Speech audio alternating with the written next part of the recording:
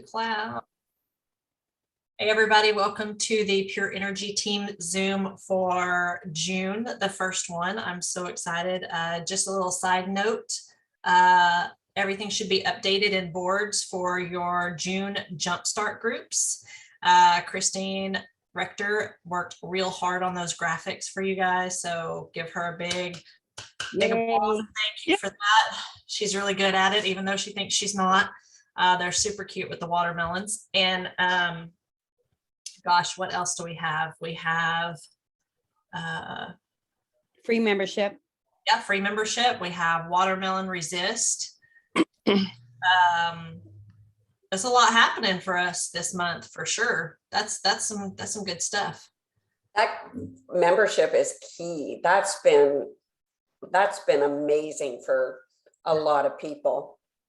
Well, and especially for people that are, I'm sorry, I'm trying to get back into my tablet just kicked me out of the back office reports.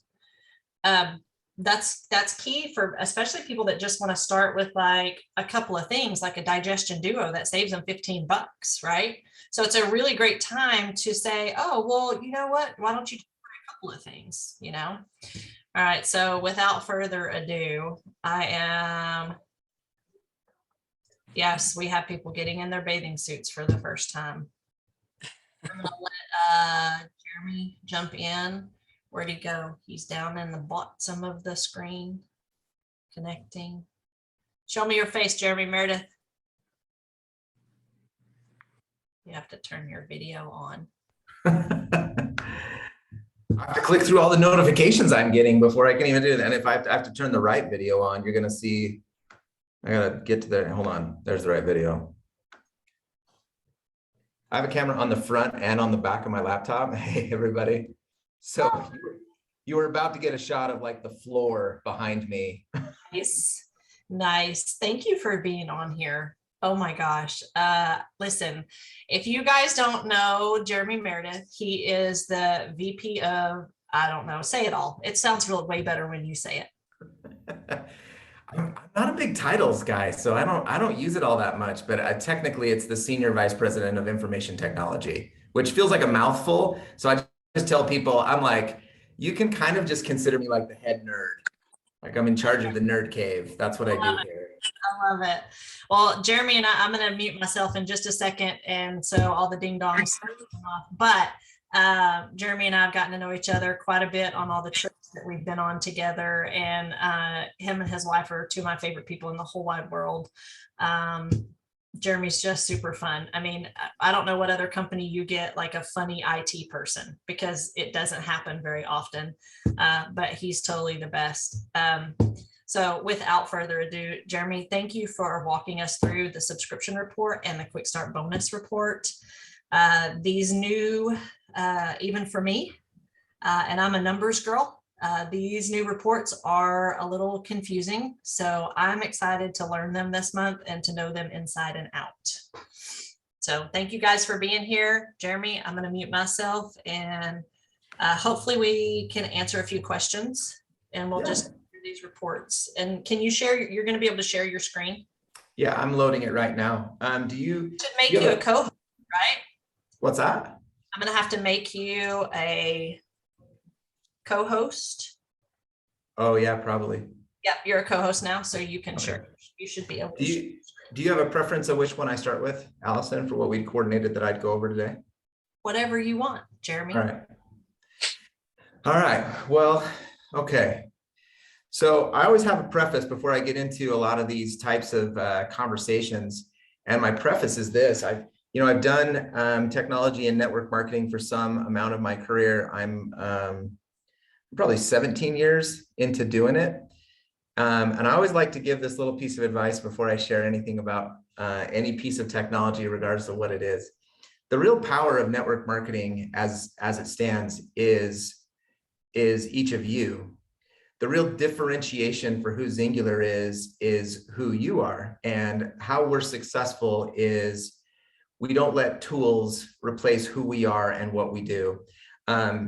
there is a tendency within the industry, especially as it pertains to technology, where somebody will get really excited for some piece of technology and then they're like, oh, cool, I'll run my whole business through this one piece of technology and I'll stop talking to people and people will just buy things and I'm going to make like $1 billion. And that's the moment at which they're about to fail, right?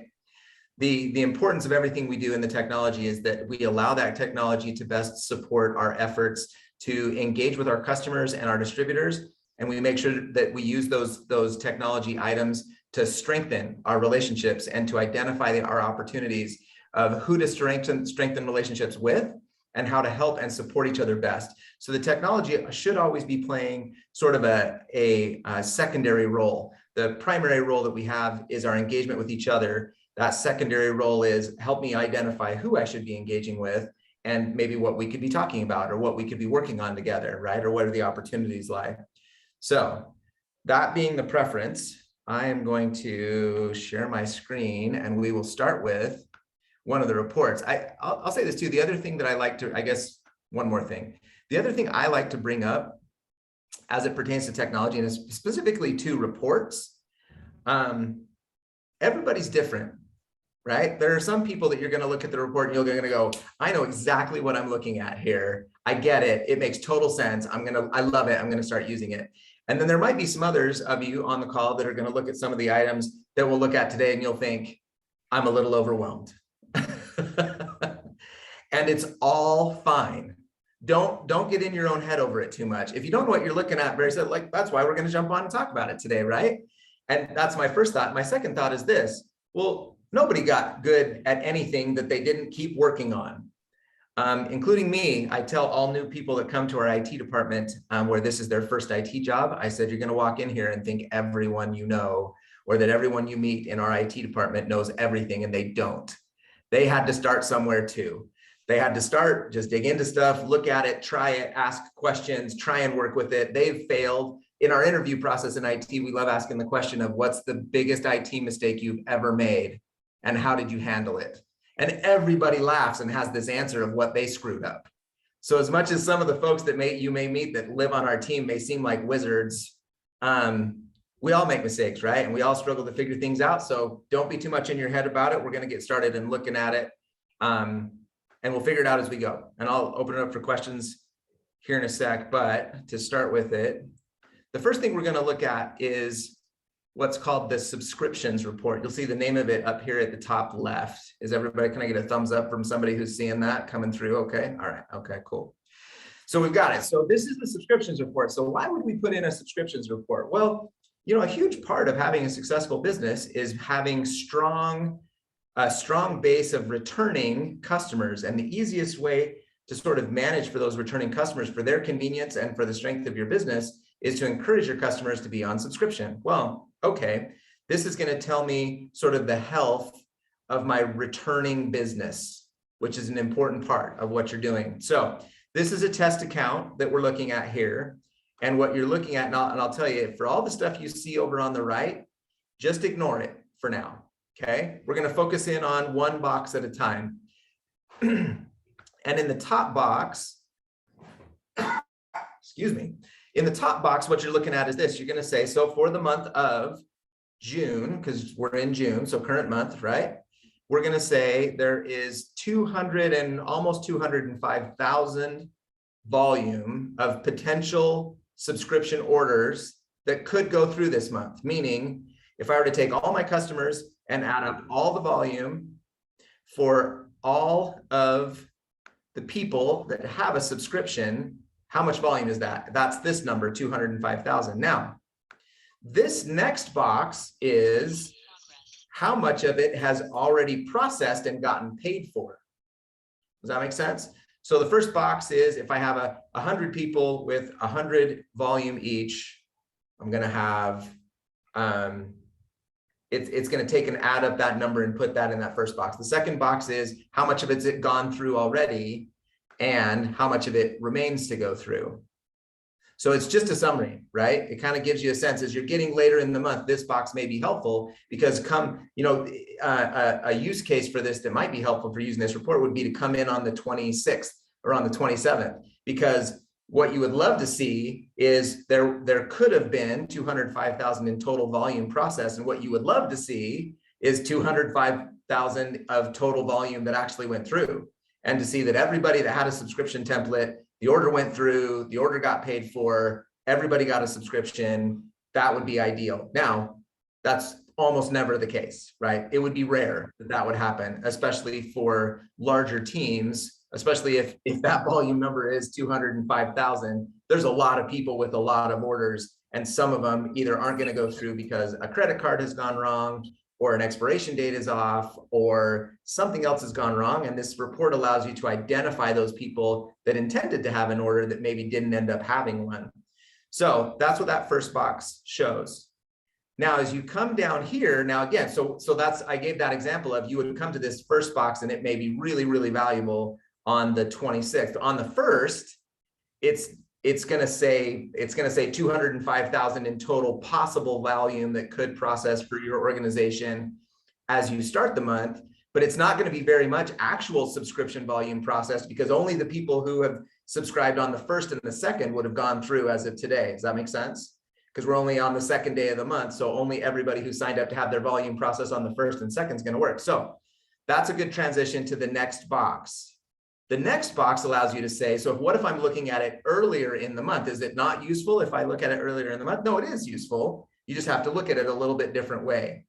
You would come to this second box and you'd say, here are the daily details. So the ship day is the day that the customer picked to have their subscription run. So ship day 1 is all the people that chose to have their subscription run on the first. And ship day 2 is all the people that chose to have their subscription run on the second. Does that make sense? And so on and so forth, kind of on down through the days of the month. And again, this is test data so that we can show you how the whole report works instead of showing you like 2 days of data. This is what this would look like if today was the 27th or 28th, right? Obviously, when you're on the second, there's only going to be actual volume through the days that we've processed, right? So an example of that would be you wouldn't see any actual volume on the 9th if today's the 2nd, right? Because it's not the 9th yet. So none of the 9th orders will have processed because it's not the 9th yet. Does that make sense? So if I'm on the 2nd, I would come to this, I'd say, well, okay, cool. Here are all the people, here's all the possible volume that could have been generated for my organization on the 2nd of this month. And here's how much of it went through, which means here's how much of it didn't go through. And as you're looking at that volume that didn't go through, you can kind of track and say, well, okay, look, there's a big opportunity there. If that number came up for you and said, 700 points of volume that didn't process on the 2nd, well, that may be an opportunity for somebody I could call and say, hey, looks like your order didn't go through. Maybe we can work together to get it figured out, or let's try and see what's going on. So again, technology supporting what conversation you're going to go have with your customers and helping to kind of manage your customers' experience in making sure that they got what they were looking to get. Now, if as you look at this box, you think, well, but who are those people and what did they order? That would potentially be your next question. So great, Jeremy, I have this 700 possible points that should have processed on the 2nd that didn't. And I'd love to give those customers a call, see if we can get it figured out and get that order to go through. Because it feels like somebody who was already looking to get an order anyways. Great, who are they, what's going on? Well, that question gets answered in the very next box. So as we move down to that box, we would say, hey, look, I'm going to go through and say, show me everybody. Just going to resort it here really quick. So these are all sort and filter functions that allow you to kind of go through and see the details. But here's my detailed box, and all I did was click the, oh, and let me go back, sorry.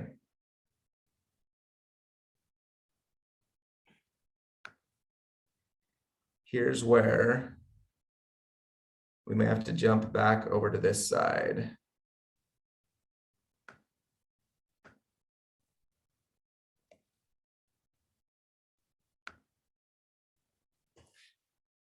Sorry, a little bit out of order.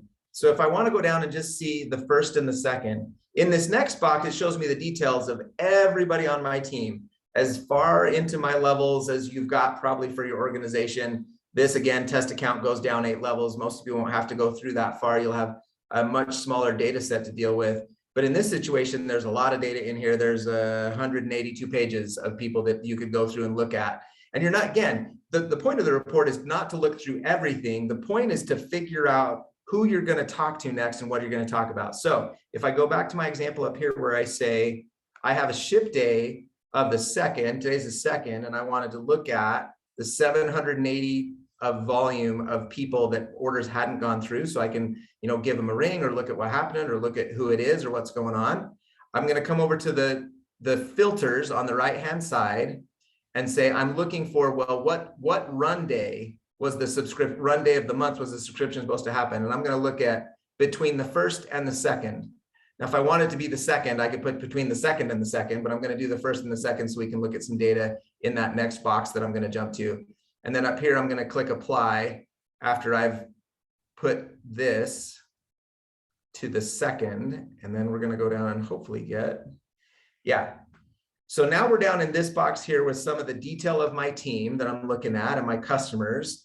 And I'm looking at the ones that are here that should have run on the 1st and the 2nd. And this is only showing the 1st. If I want to keep going through the list, you'll notice down here, there's a little indicator that says page 1 of 11. Again, this is a really big data set, so we can show all the ways that it works with all the situations. For most of you on the call, this list will be significantly smaller, right? And a little more manageable. But if you're looking at it and you thought, I was trying to look at the 1st and the 2nd, but Jeremy, all I'm seeing here is the 1st. What might be going on is you just need to go to the next page of results, which is just this little arrow here. Now, this is not a weird concept. In fact, most of you probably do it, or one of the sort of little known facts that everybody doesn't realize about Google is, like, raise your hand if you've ever gone to the 2nd page of Google results. Yeah, so there's a couple of people that have. Cheryl's been to the 2nd page. Almost no one goes to the 2nd page, right? You Google something, and if you don't find it on the 1st page, you Google it again, right? You're like, oh, I got to Google it better. It's got to come up on the 1st page. I can't go to the 2nd page. So what this one is doing is it's kind of keeping those results concise and in a small enough box that you're not scrolling forever to look through the results. So this is page. So I can click this button, and it'll take me to page 2. And then I'm going to keep going through the pages until I get to the subscription run day of the 2nd. And I'm just going to keep clicking that button, and it's just navigating me through to the next page of results based on what I wanted to see. Should be coming up on it soon. Oh, there it is. So now I've come up on all of the people whose subscriptions were going to run on the 2nd. And now I've got some detail of what's going on here, right? I can come through this data and I can look at it and I can say, here are all the ones that are, and I can see for everybody who had selected to run on the 2nd, I can see what the status of their account is. I could go through and say, this person is in my level 6. Again, you'll have a much smaller data set to deal with, most of you, which will make this easier to deal with. That was supposed to run on the 2nd. It didn't run on the 2nd because this person had canceled it. Now, you may recognize that and say, yeah, they canceled quite a way ago. So let's go back to somebody who's active. So this person has an active template that was supposed to run on the 2nd. And I wonder if I can find, let's do somebody who would be in a closer line. There's frontline canceled. I'm trying to see if I can find somebody closer up to their front line that's not canceled. I saw some 3s. I may go back to those.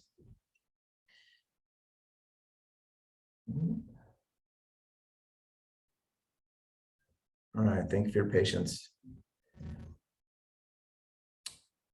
All right, so we're looking at here. Let's look at this one. So this is a level 3. And I can see that actually this person is canceled. Let's jump to a level 4 that's active. So here's this person. They're on my level 4. They have an active subscription. So what's an active subscription? Well, it is possible that they can call in and say, you know what, turn off my subscription. So if they've called in and say, or gone through the web and turned off their subscription, it would show it's canceled. If it shows active, our system has their subscription set to run, right? So it's going to go on that day. Then it's going to say, what day does it run? Well, it's supposed to run on the 2nd, and I filtered to that to just look for people on the 2nd. Then I've looked at subscription volume. So this is the total volume for the order they were going to place.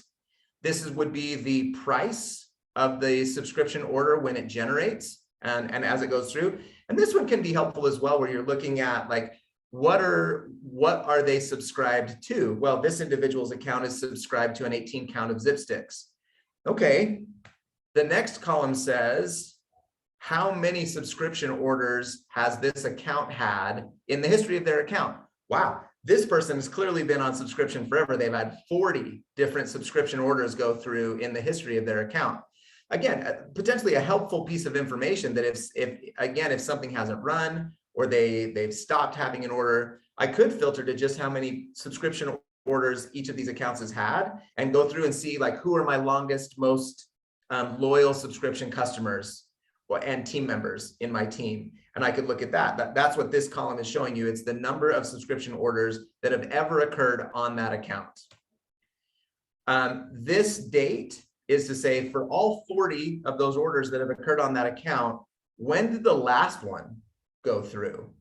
And this is what this column is telling you. It's March 2nd is the last time this account had one go through.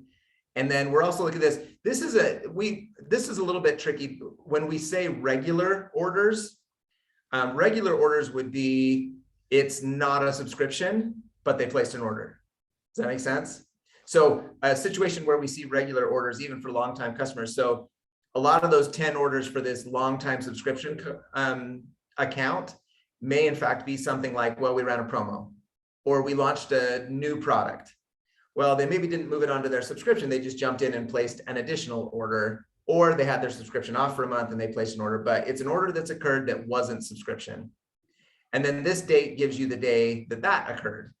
So this is, okay, so they've had 10 orders in addition to the 40 subscription orders that they had. And this date tells me that the last regular order they had was on the 24th of February. And then this column right here is their phone number. No, that was a joke. That was a test. Everybody should be like, wait a minute, that can't be right. This is their email address. Okay, I was just checking to see if anybody's listening, because this column that says email address, that's their email address. It's not their phone number, right? Okay. And then here's their phone number. Now, why the contact information? Again, back to the point of what all tools should be doing. All of those tools should be driving your opportunities to go take an opportunity to talk to a team member, to talk to a customer, to provide better service, to encourage them, to support them in some way. So always the contact information off onto the right as you're looking at, well, okay, great. Well, maybe I'll just give them a call right now. And then you can leave the report open and work through it, whatever works best for you, right? Or you can export it if you love Excel or other data manipulations things, and that's where you're at. But absolutely leave the report open, start making phone calls, start sending text messages. If you've got them on Facebook, hit them up that way, right? But this gives you that opportunity to contact people.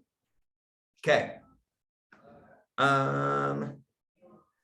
Let's see. Hey, Jeremy. Yes, ma'am. Heads up. We have about 5 minutes. Okay. The tracker's quick. The next one that I was asked to show you, and let me go back, is, whoops, Team Quick Start. So Team Quick Start is one that allows you to say, who are the people on my team that are new, that are working towards that quick start, right? We get those new distributors in, we try and help them get their first sign up. We start working them towards quick start, and we start working them towards manager, right? So as we're getting in and looking at the Team Quick Start tracker, what this allows you to see at like a quick glance, who are the people in my organization that are in their quick start period? That's what you're going to see sort of on the front page of this quick start tracker. And then you're also going to see if someone has earned it recently, they would show up over here. So you've got kind of two things. On the left, you're looking at the people you're going to go work with to help them get towards that quick start. And the people on the right are the people that you're going to notify. You know, those are going to be the people that you're going to make sure you have recognized. These are the people that have put in the work and they've arrived, they've earned that quick start. Let's make sure they get the recognition. So there's kind of two things you can do there. If you want to click into it, it'll give you more details. The more details it could provide for you exist here. And again, at the top, you're going to see the people that have earned it. That's your opportunity for recognition. And at the bottom, you're going to see the people that are still working towards it. if you see this highlight here, there's a little highlight here under this account. What that highlighting is indicating to you is they're working towards quick start, but they don't have enough PV to get it. So this would be a great again, technology should be supporting those conversations you're having, and this is an opportunity to go back and train. So I would call Mallory Harper back and I'd say, hey, Mallory, you have great progress towards your quick start. You remember that quick start bonus? You have 2 people towards your quick start. Love to see you get that bonus. Let's make sure you have 120 PV on your account so that when you get to that 4th person, you get that check. Let's make sure that happens for you, right? I would start some conversation like that just to make sure that she's taken care of and she doesn't end up in a spot where she's like, well, wait a minute, how come I didn't get the check? So this allows you to kind of monitor your team and see who's working towards quick start. It'll also tell you what their deadline is, right? So the closer they get to their deadline, the more we're going to want to be on the phone, sort of letting them know, hey, kind of running out of time. Like, what can we do to make sure that this happens before the deadline runs out for you? And before the quick start timeline is over.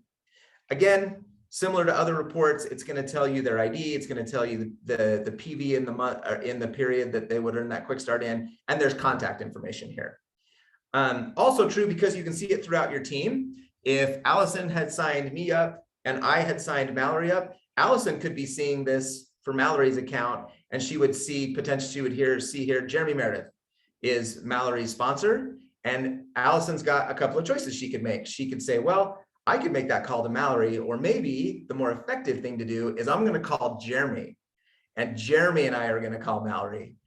Jeremy's who signed Mallory up. Jeremy should be working with Mallory and supporting her. I would love to encourage Jeremy to work with her more, and I would love to encourage Mallory to achieve. And now I've kind of done two things at once, and I've had a great conversation where I've trained a new distributor and I've encouraged their new distributor to go get their quick start. So sort of 2 birds with 1 stone.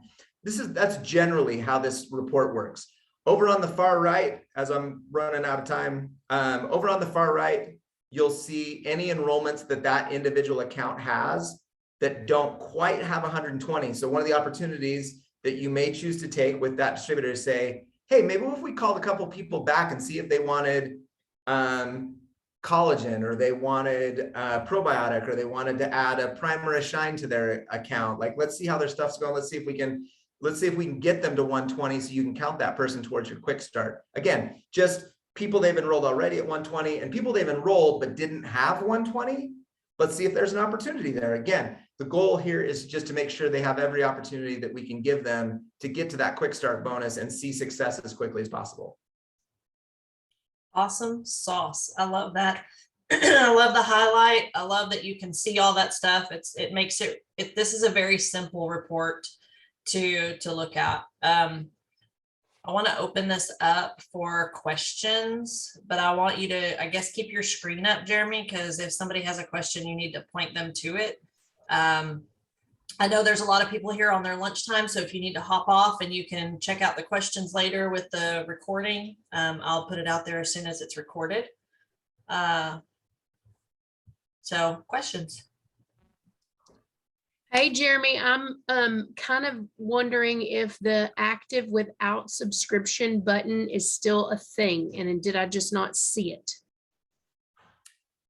On the subscription report, Christine? Yeah. We Okay. used to have an active without subscription thing on the original. Let me jump back to that. Because I understand active means they have one. I understand canceled, and I understand never set up.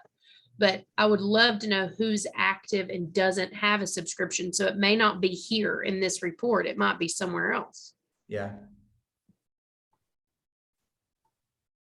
Yeah, because we use that all the time for promos, and who to send promos to is people that are actively ordering, but they don't have a subscription. So what you would filter to on that one is, let me see if I can just move some stuff out of the way while I'm trying to navigate filtering. So that is one that you'd have to filter to get to, Christine. But what you do on that one is you could say, and you could choose 2 ways to do it. You could say canceled or never set up, and then apply on that. And that would be what you'd be looking for never subscribed, right? And if I run and I click apply after I check those boxes for canceled and never set up, I'm going to choose both of them, but you could just filter to never set up and look for people that are have orders but have never set up a subscription. And then I'm going to scroll down and look at, so I could also say never set up, and I'm looking at like number of regular orders. So you could see that like maybe they're brand new, because you could also go through and see their enrollment date. I think, yeah. So this is the day they signed up. So I would be looking for like, have they had regular, when did they sign up? Have they had regular? And I'd probably sort by enrollment date by descending. So these are all the people, and this data set is from April, but these are all the people that had signed up like in the last month, haven't placed a regular order in April, and have potentially never set up a subscription template. Is that kind of what you were looking for, that data set? Yeah, it helps. And I think just knowing that we can filter and sort and change and click these and all of that will help me figure it out, you know, Yeah. when I need to, like the number of regular orders is probably what I need to look at. Because if they're ordering regularly, whether they're on subscription or not, I need to be paying attention to Yeah. them. And then if they're not on subscription, I wouldn't see them in the subscription report, and then I could help them get set up. Yeah, a cool opportunity there is absolutely sort by, you know, filter to never set one up, and then sort by regular orders. So you have a lot of regular orders, but you've never subscribed. Like, feels like that's a cool conversation. I could jump on and be like, hey, Christine, you've had like 15 orders, but you've never subscribed. Do you know how rewards works? Do you know where you would be right now if we'd gotten you on subscription before and placed all 15 of those orders through subscription, rather than just making you place them like one by one through the month? Now you can still do whatever you want, right? But feel like I just want to make sure you know there's an opportunity there that we could be getting you free product, you know, whatever that conversation is for you. And the best way to communicate that, it is one of the options of the usages of this report, is to go back through and kind of look at that. So this does in fact pull up your entire customer list. Oh yeah. Okay.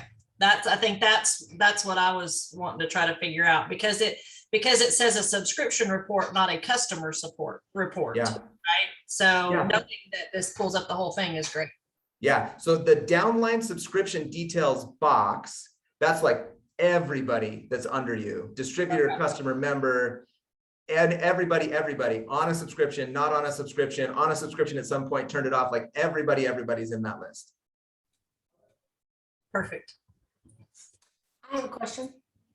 Okay, go ahead, Barbie. Is there a report that shows who has not used their rewards? Yeah. Yes, we have that report, and that will be this month. We're going to spend the whole, talking about all the different reports and what we can do. But yes, there is actually, and Jeremy, you can just show her where it is real quick, and then I think someone later on. But see that one that says reward points under advanced. Oh, okay. Yeah. Yep, and you can just see it all. Perfect. Because Yeah, I had you some click- that had like 400 points and she had never used it. And I'm like, girl, Yeah. get some products ordered. Yeah. Well, and especially for distributors, right? There are some distributor accounts out there that have quite a few points, and it's a great option to use your rewards points to get a bag of trim sticks and then hand out some samples, right? Or Zing, or whatever the case may be. It's a free way to invest back into your business for those distributors. It's a great way to look at it. Yeah, or you can get free stuff and send it as, referral stuff that, people that refer people to you, and you could send them a free product out of your rewards, or you can That's use what I use mine for. Yeah. I had a couple of ladies that referred. your team, your contest for your team, Yeah. and Giveaways. give this away for free. Yeah. Looks I like have a Pamela quick has a question. Yeah, from this report, can we download it into an Excel spreadsheet or do? Yeah. Yes, you can. Let me just show you what that looks like really quick. Jump back into it. And Jeremy, I have a question for you regarding something with Teamsy, so don't hang up after. Okay. You have spent your question allowance. You can't ask anymore. I don't know what to tell you. Oh, no, sir. You win. I keep track. And you spent your allowance. I'm sorry. You're gonna have to wait till next month. She spent her points, her reward points. Mhm. Yeah, so Pamela, back to your question here. On a lot of these data sets, what you're looking at to be able to download, I don't know, where am I? Up at the top, I see export. Yeah, just have to find where yeah. So it's this button right here. Does that Perfect. help? That's a big help. Yes. Yeah, and I'll tell you what it's going to do when you click export, and it's up here at the top. It's going to take each of the boxes and it's going to produce a different file for each of the boxes, right? Like there'll be one of the downloads will say current month summary, one of them will be daily details, one of them will be, and then again, if you're comfortable with Excel or you have some other spreadsheet navigation tool that you like to use, numbers for Mac users, some people, right? It'll work for all those types of things. You just open it up in there and kind of manipulate it for whatever you want to do and kind of slice and dice the data, filter and sort whatever you're looking for. So Perfect. Thank you. yeah. question. I should throw in one caveat. If you've gone in and you've changed the filters on the right to filter it down. So if I go back, I'm like, I just want to look at the people whose subscriptions run on the first and the second, and I filter to that, and then you click export. The export's going to contain everything, not just the first and the second. Okay. Does that make sense? We've actually, we made a request to the vendor that we partner with to produce this reporting suite. It is an upgrade they're looking for that they're potentially going to put in, but for now, it just dumps all of the data out, even if you'd filtered on the right. And maybe I missed it somewhere, but unprocessed volume used to, we could just click it and it would take us to the list of people whose didn't process. Is that a filter somewhere I missed? It is not a click through anymore. It is a filter. Let me go back to here. On that,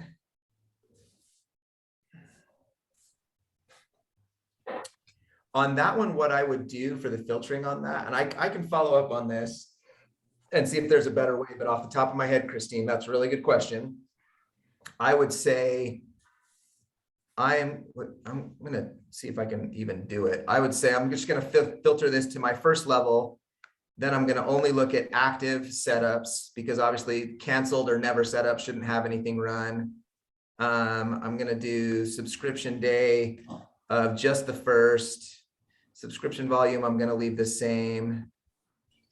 And then I'm going to run that. And I'll tell you what I'm expecting to see on that is, okay. So now I've got just my first, so now I'm in this box, I filtered to my first level. I filtered to only people who run their subscription on the first day of the month.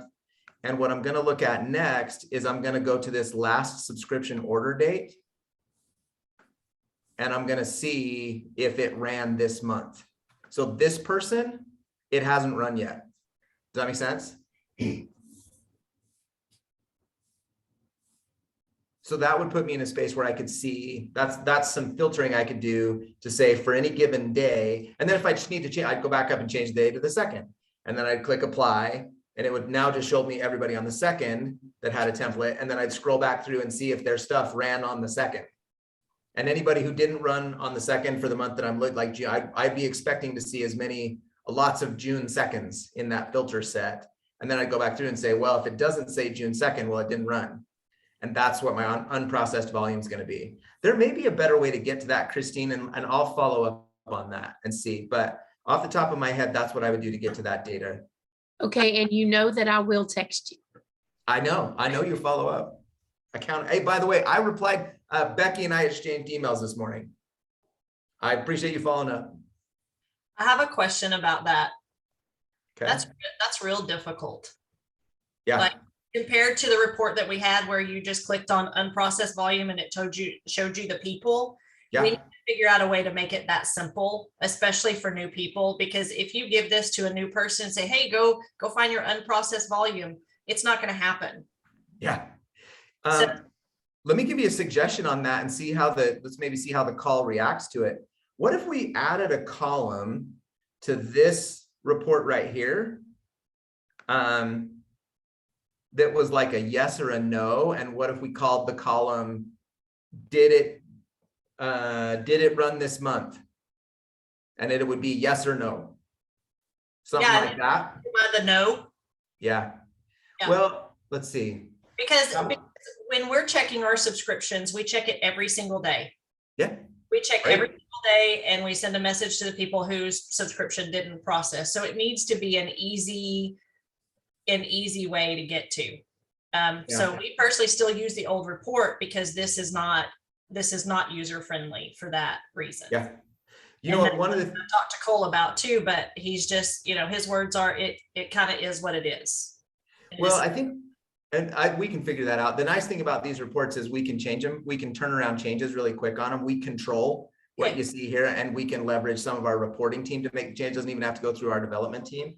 But one of the things we'd have to be careful of is we have to come up with a good way for especially new people to be able to look at it and say, well, didn't run yet might be a little bit problematic because everybody who's supposed to run on the 3rd through the 25th, it hasn't run yet either.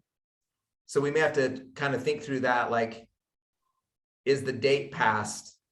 Should it have run in? I don't know. Does that make sense what I'm saying there, Allison? Up at the top, could they not just, if you go back up to the top where you see your unprocessed volume, is there just not a way to create something that you click on an unprocessed volume report? We could keep it consistent. We could say, we could add a field that instead of like saying, has it run yet or not, we say is unprocessed volume. And if the answer is yes, then great. Yeah. And then it'd be consistent with the report up top too. And then there's less things to keep track of and it stays consistent between the boxes. That's a good idea. That's one I can kick to my BI team, the reporting team today.